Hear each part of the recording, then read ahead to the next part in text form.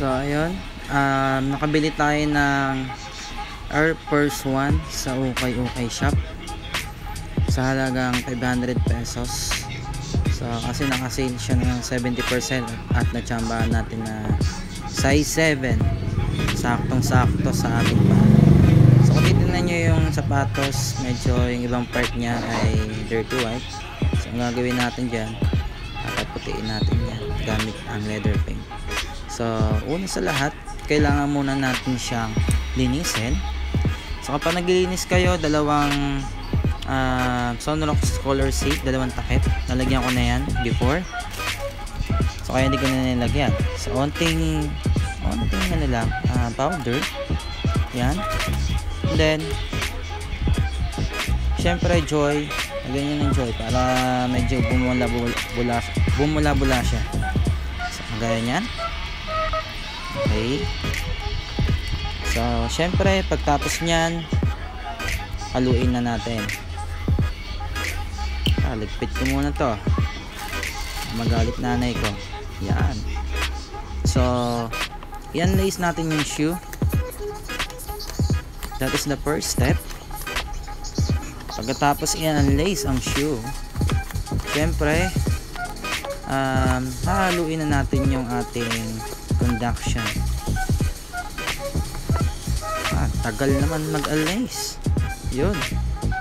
So syempre tanggalin muna natin yung AF1 na metal. So haluin natin yung ating conduction, and let's proceed to our deep clean. Lagay lang natin yung sintas doon sa may ating conduction para mababad din siya at the same time. So yun, tanggalin na natin to, yung panswelas na yan. Then kailangan natin ng shoe tray para magandang ating paglilinis. So let's do this. So gagamit tayo ng soft bristle brush. Brushin natin yung upper sole ng shoe.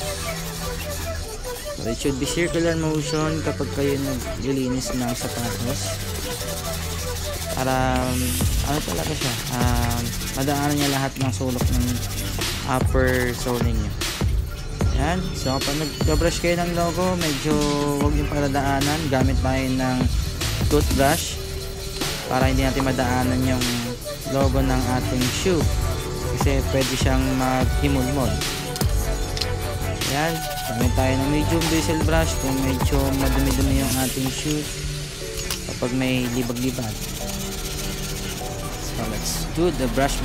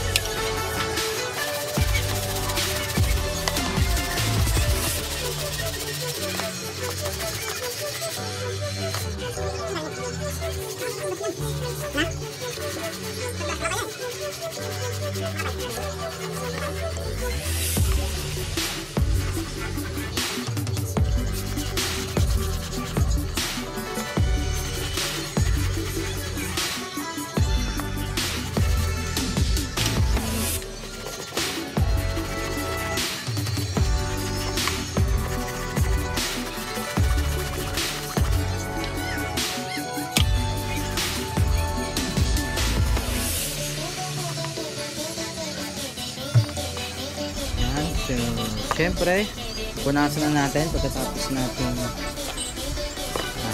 brushin ang ating sapatos. Ayan.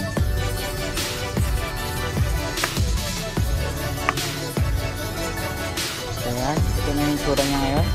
Malinis na. So yun, since so ukay natin ito binili, hindi naman natin kung lagay ng suot niya, kailangan natin i-washing machine, ilagay sa washing machine Siyempre, kapag maglalagay kayo niya, kailangan nyo ng laundry bag. Yan. Bili ko rin yan sa SM Supermarket. So, lagay nyo lang din yung sintas dun sa loob. And then, siyempre, lagay na natin dyan sa may ating laundry bag. Then, laban natin sa washing. Okay, babalik ako. So, yan. So, ito na siya ngayon.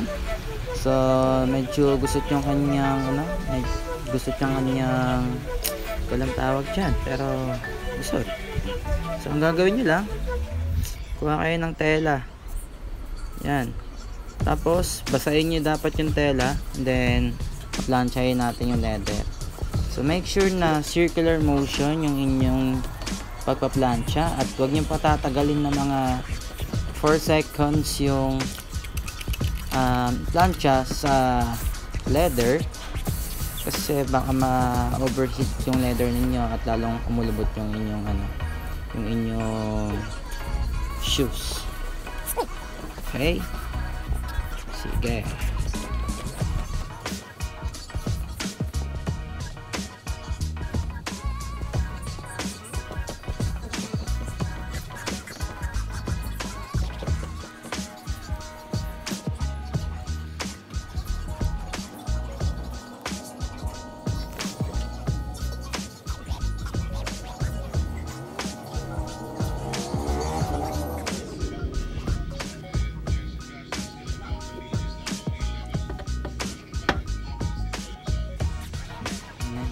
So yun, tapos na tayo. So tingnan natin yung resulta. Ayan, wala na yung gusot. Now, so pagtapos nyan, gagawin natin, i-paint na natin agad. Scotch tape on, masking tape nyo muna yung check logo ng Nike. Gagamit tayo ng Angelus leather paint. Ayan. Then i-paint lang natin yung parts na gusto na nyo.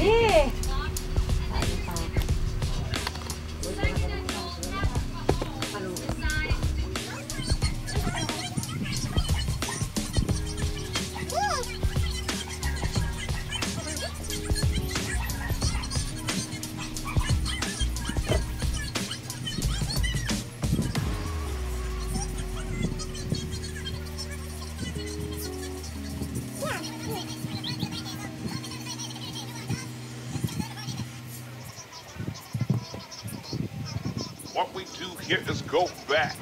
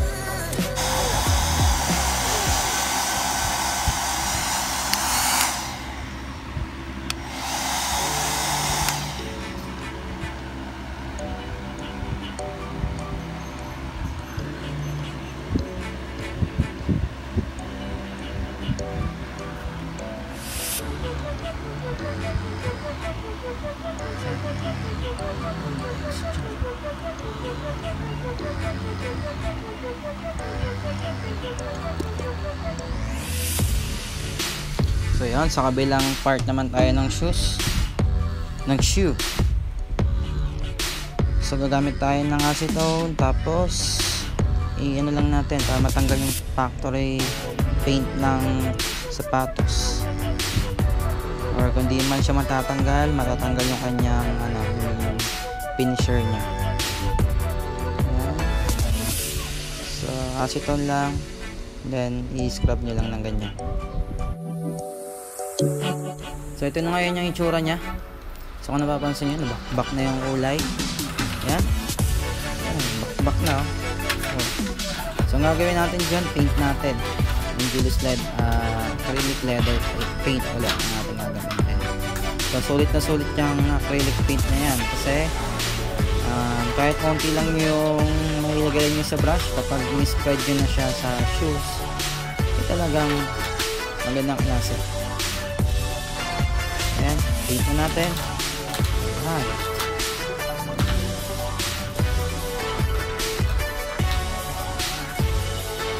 So yun, so since makmak siya, medyo nahihirapan ako sa pag-paint sa kanya. Mahirap i-achieve yung pagkaka-paint. Kailangan makapal na makapal kapag ganyang nabakbak. So yun ang mali natin, i-pack natin talaga yung pintura o yung paint, kaya ganyan nangyari. Ayun. So anyway, nasolusyonan naman natin siya. Gaya niya.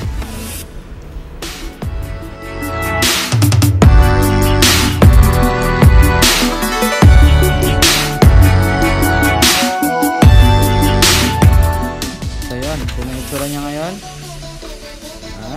So gagamit tayo ng Sherlock. So ano lang natin yan, spray lang natin sa ating sapatos. Anyway, ano ba yung function nito ng Sherlock na yan? Yung function yan para medyo maging glossy yung pagkaka-painting nyo sa sapatos, at the same time para mayroon din tayong protector para pag nilaban natin hindi siya magbabakbak.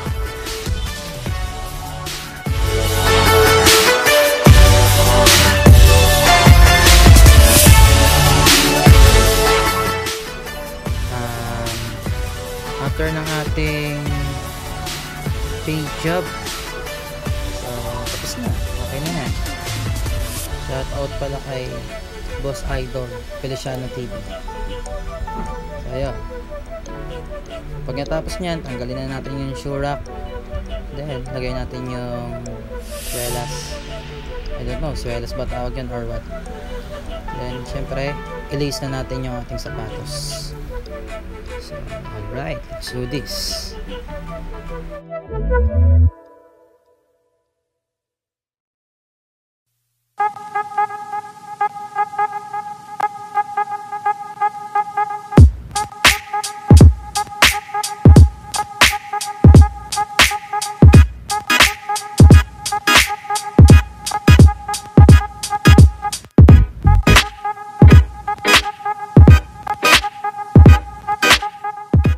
So yun, ito na ngayon, natapos na natin yung ating shoe restoration para sa ating Air Force 1. So ito na yung yung nagawa natin, yung nasa kaliwa na restore natin. Itong sa kanan, ito yung kaparis nya. So medyo nag-improve naman yung ating sapatos. Then ang gagawin ko dyan, pipaint ko na lahat yan, hindi lang yung dirty white kanina pag may time tayo. So for the meantime, okay na muna to. Para sa mga bago pa lang nanonood sa channel ko, do not forget to subscribe. Salamat po and God bless.